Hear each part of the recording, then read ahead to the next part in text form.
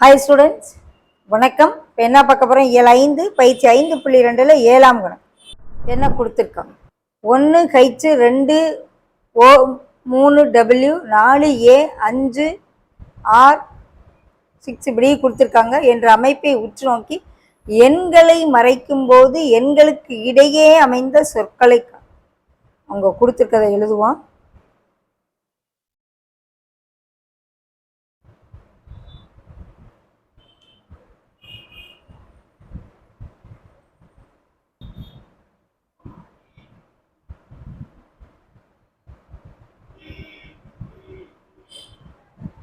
எண்கள் எல்லாம் மறைக்க சொல்றாங்க. ஸோ எண்களை எல்லாம் நான் என்ன செஞ்சிடறேன்? அழிச்சிடுறேன்.